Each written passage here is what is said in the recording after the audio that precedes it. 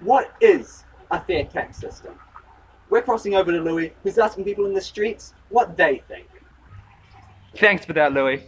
We're on the streets of Pinehouse asking people that very question. Here's what they had to say. One which is more progressive. Just one which doesn't worsen equality.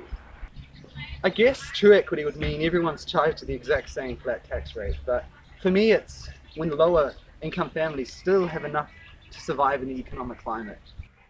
I guess what's important is that it doesn't mess with income distribution. The rich don't become poor don't become rich as a result of the taxes. Tikanga Māori needs to be incorporated. It's a part of who we are and it needs to stay a part of who we are. Interesting opinion. Back to you in the studio. Thanks for that, Louis. Now we're going to cross over to Louis, who's in a tax working group meeting, proposing some potentially new ideas. Just whenever you're ready. Hey there Tax Working Group, my name's Louis and I'm here today to propose to you 3 new policy ideas that could change the future of New Zealand. New Zealand's economic circumstances are changing, living costs are on the rise whilst tax rates remain stagnant. Thus low to middle income families are facing the brunt of this change and facing dwindling purchasing power.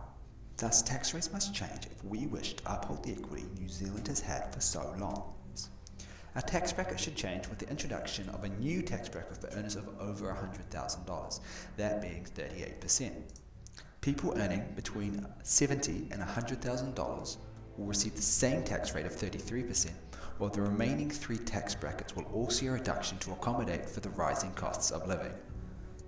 In addition to this, given the rising living costs, we should introduce GST brackets, namely scrap the flat tax rate of 15% to 20% on luxury goods and non-food items, 10% on foodstuffs and 0% on fresh fruit and vegetables and essentials including sanitary goods such as tampons.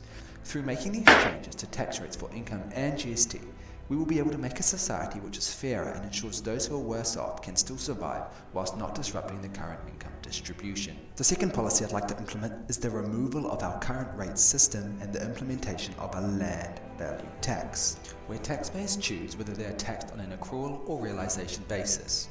Through this, we will tax the value of the land itself, leaving out the value of the building on that land. As a result, we can punish any property which is left idle, because as it currently stands, the fact that higher taxes will have to be paid on property with infrastructure, we are disincentivising the building of housing or industry.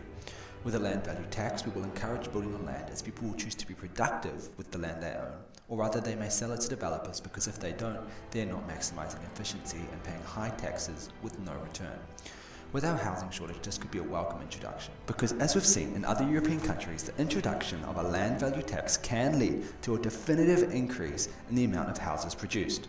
The tax, however, will be regional, with higher taxes in areas such as the CBD compared to the suburbs. Thus, the land value tax will not be homogenous across all land.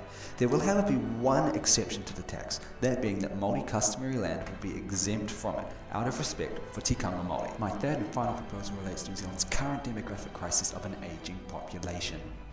What is truly unfair is that with our inevitable aging population, retirement age will eventually have to increase and superannuation payments will need to fall. Hence, a certain generation will be left out from past benefits of retirement. We need a tax policy which aims to prevent this unfairness.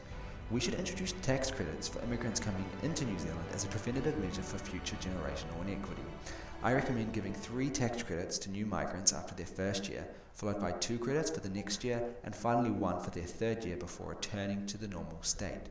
This technique has been used in other Arab nations to bring in skilled employment, as many see the only solution to an aging population as that of migration. And I see this as a viable technique to mitigate the future unfairness of an aging population and what it could inflict upon our economy. But above all else, these policies aim to uphold what I define as true equity, as per the people on the streets at the start of the video. That's my 3 policies done. Thanks for listening. Hope you enjoyed.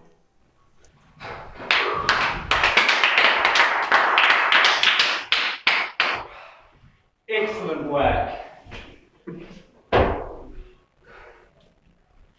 Thanks for that, Louis. That's all for tonight, folks. Have a good evening. Noho ora mai.